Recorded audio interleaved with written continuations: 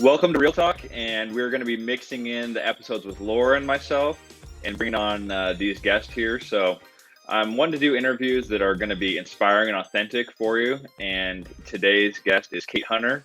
She's going to talk about her journey through brain trauma and cosmetology. She's a hairstylist in Seattle, and I know that you listeners are going to be inspired and find out some great things from her story. So thank you so much for finding this episode of Real Talk, and welcome in Kate Hunter. Thank you. Hey, Kate. Hi. Hey, Kate. So first of all, let's talk about, how do we know each other? How would you describe that? I love this story. We live in kind of like an incestuous community that I love and adore. And Garrett's a friend of a friend that I kind of was in that college neighborhood with, doing the Inn, which is a college ministry with. And a long time ago, Garrett and Chris Thurton take out girls on Valentine's Day. Yes. They don't have to be about them. They don't have to want to date them, just to honor women. And I think that's so dope. And so Garrett asked me with Thurton and another girl out to just like love on some women. And I thought that was super dope. And then a friendship formed. And when the friendship really started was when we went to Keith Sweat concert in That's right. At the casino. It was awesome. Yeah. Well, yeah. That's those are all true statements. And we lived together. Yes. We were roommates for a little bit in Seattle. So and sure. Yeah. So we'll get to that. So I was living in Portland, and I moved up to Seattle 2 days after your accident, which we'll get to. And then so coming out of that fog, you're like, hey, I need a place to stay, and I just bought a place, and it worked out well. So we lived together for a little bit. But can you just get right into? Can you tell us about the car accident and what all happened there?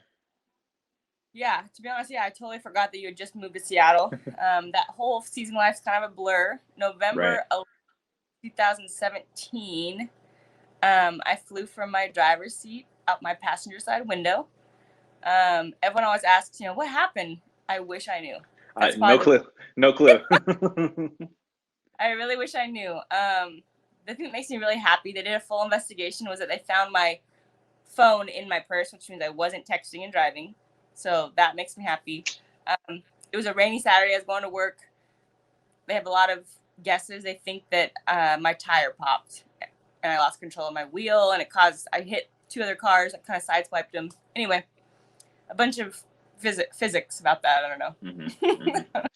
So I was taken straight to Harborview that day for my first brain surgery. Was in a coma for a little bit. Had my second brain surgery a month and a half later to clean out a staph infection in my brain. And then my last surgery was April of the next year. The right side of my skull was out for that whole 6 months. So they put my skull back in at that point. That's crazy. And it's like, I remember you visiting in the hospital, and just, it's jarring and shocking. So happy, obviously you've recovered and are on a great recovery journey, but it's crazy even going to visit and seeing it's like, oh, you're half your brain is out of your head, or why do you have that helmet on, kind of a thing. So that was a fun time. Tell us about the helmet days. Honestly, my parents and I got into a fight. That was our number one issue, because obviously as a 29-year-old woman that's trying to look hot and feel normal, wearing a helmet around town didn't feel normal, and people would look at me when wearing a helmet inside. So sometimes I would just carry a skateboard around to make it look intentional. There you go. And this is all pre-COVID too, and you're out and about and wanting to be out and about. And yep. And fresh. At that point, I was dating someone, but then we broke up in the process of recovery. So I'm 29, I'm single, I'm trying to date with brain trauma, living with my parents, and a helmet. It was almost comical. Almost. Hey, it's all makes for all good stories. So, I mean, how that's kind of the big question I have is, is coming out of brain trauma. It's like what's that journey like? Okay, after the car accident, and your hairdressing business is put on hold. You're coming into 30, living on your own. That's put on hold, and you're reverting back to living with parents, relying on them. Having to let go of some of the um, individualism that you have. It's like how did you revert back to that, and what was that tug and pull with you? Yeah, I mean, you guys, people in my age group, I'm 31, know, it's hard to accept help. It's hard to be in a Mm, vulnerable place. Like you're trying to be an adult and figure out what you're about, and yeah, rely on your parents. Like literally, they called it Katie sitting. Like I couldn't be left alone. Like so, it was like someone had to be home, or they dropped me off at my brother and sister-in-laws, or my sister would be with me. Um, and being a fairly independent person, that hmm was hard.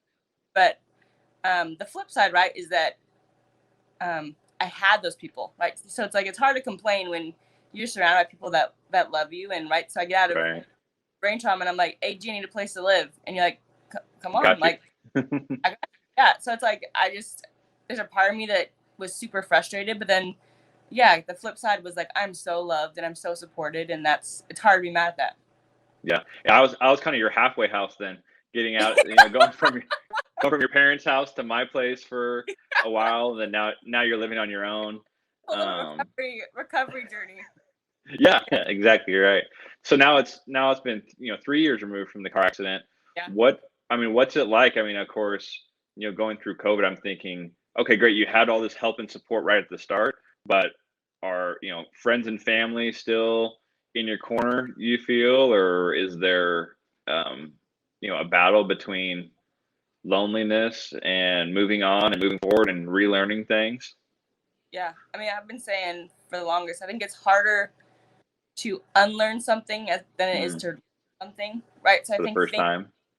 things that were normal, normal for me before, I have a new norm, right? So I have 7 alarms on my phone daily, right? Like short-term memory is not my strong suit. I've been called 51st dates a lot, or Dory. Like I'm just like, Yeah. wait, I guess, when I was recovering, I'm like, Mom, did I eat lunch? She was like, yes, you did. I'm like, okay, I was hungry, so I thought maybe I didn't.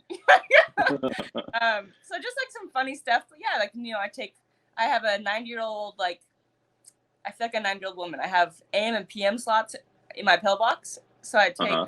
a bunch of pills. I have a lot of alarms. I have a written calendar, a calendar on my phone. Like, I have notes on my door before I leave, so I don't have to like forget things. So, just new norms, and I'm learning things, and then Right. things that I used to be able to do or that used to be normal that no longer work for me. So, Yeah, yeah, what are some of those old habits that you're unlearning? I mean, honestly, putting my seatbelt on. I didn't used to put it on. Now, Uh-oh. sick driving has like never been sexier. Um, as I date, I'm like, if you text and drive, no. If you don't put your seatbelt on, no. Um, so just it's honestly little things. I think, my like go to would be to go somewhere right alone or not tell anyone. And now it's like someone besides the person with brain trauma should know, Right. right? So when I would lose my car a lot parking, so I would just my system was to text my mom and dad where I parked, like because I know their numbers by heart, right? So I'd just be like Mhm. fourth, Mhm. and they would just send back a laughing emoji face, like cool, got it. Because if I lost my car, You can I go could back just to those yeah, messages. where did I park. So just funny stuff like that. I think on a deeper side, right? Just emotionally stuff Right. that to like be okay, and I got this, I'm fine, and hey, I have to actually ask for help, and I need to learn to be vulnerable, and that's hard. Right. Right. Yeah, I mean, how do you relearn to be vulnerable, or to, set your pride aside and ask people for help? Like, how do you go through that?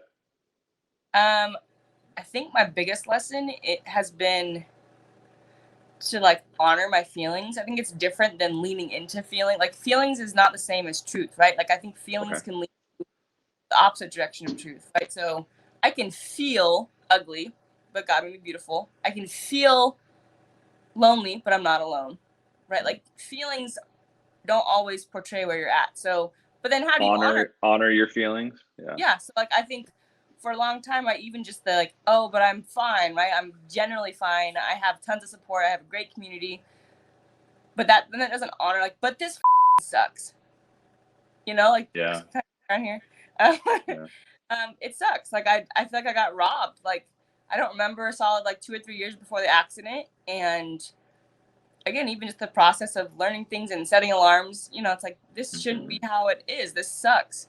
And so giving myself space to just feel the feels and honor that, I think that's been really growing and helpful. And I guess that would be my advice to other people. Like maybe don't lean into feelings, but like honor them and recognize that you can have both, Yep. you know, challenges and growing experiences on the same day and in the same type of situation.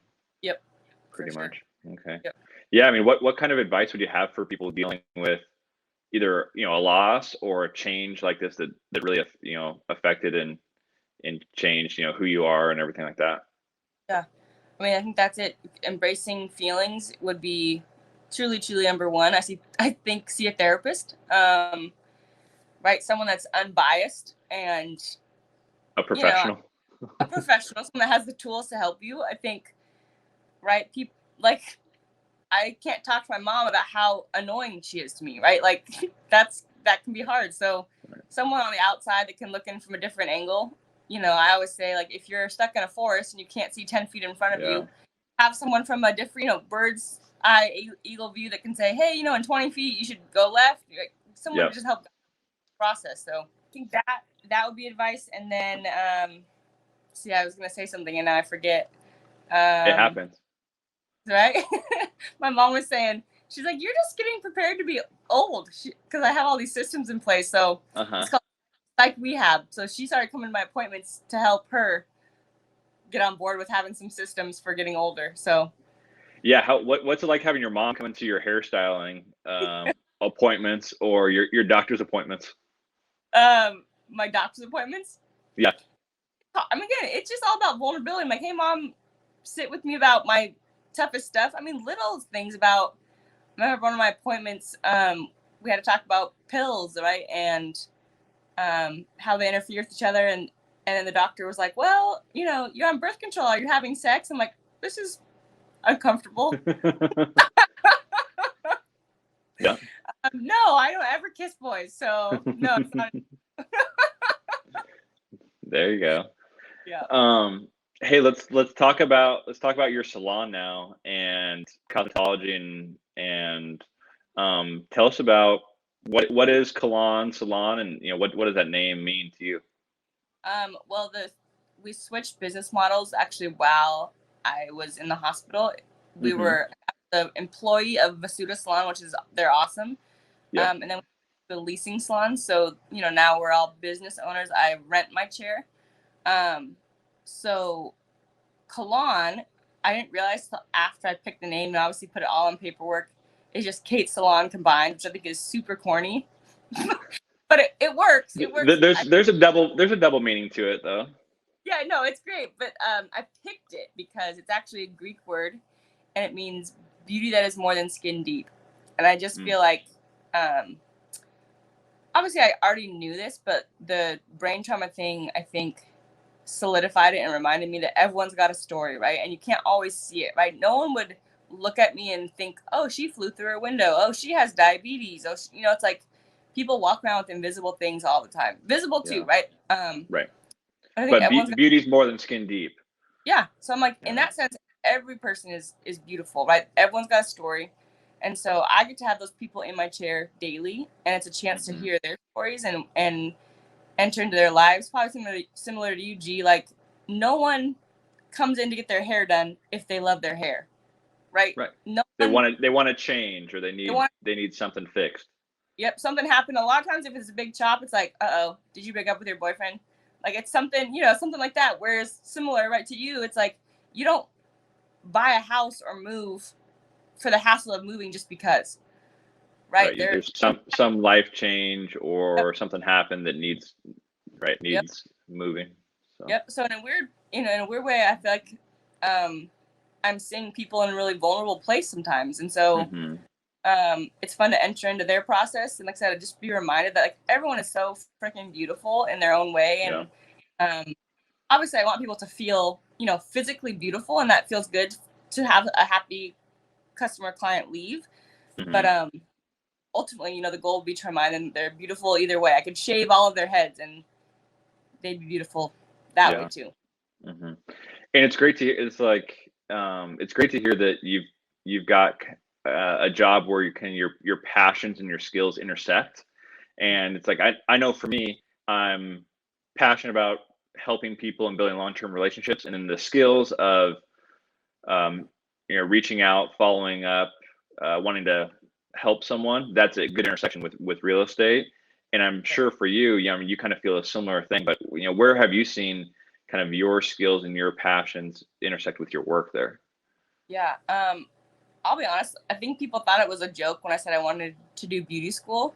Like I grew up with boys. Obviously, G, you're a good friend. Like Uh-huh. I have always played ball with the boy. Like and it's been great. But you know, I feel like those that can't do teach, right? So I'm like, I'm not gonna look pretty. I'm not gonna have my hair done, but I'll do yours. But I think I like racial reconciliation stuff has always been my little heartthrob, and Mm, so you know, really grateful that I grew up in a family that didn't shelter me, that welcomed questions and encouraged me to like be aware and open my eyes. And I right. grew up on top of Tacoma, so you know, a really diverse group of people, and um, so that's always been kind of something I'm passionate about. I got to do a study exchange in college where I went to a HBCU, a historically Black college in Jackson, Mississippi, Hmm. and obviously super eye opening and great and growing, but really really hard. Um, Yeah. Yeah. I mean, what so was something down at Jackson State that shaped you or changed you to who you are now? I mean, to realize my privilege, right? I think the Black Lives Matter movement is needed. It's important. It's like you don't. The hardest part is realizing you're a part of the problem, right? Intentionally or not. By Hmm. being white, I'm ignorant to some of the issues. Period. Right. Yeah. So it's like, how do I acknowledge my privilege and my ignorance and work on those things, right? So I think being down at Jackson was a piece of that. And I remember my roommate Latasha came in one morning and I was putting baby powder in my hair. It's like a little trick for fine hair to like take the grease out, make it look a little, you know, voluptuous. Um, and she was like, "What are you doing?"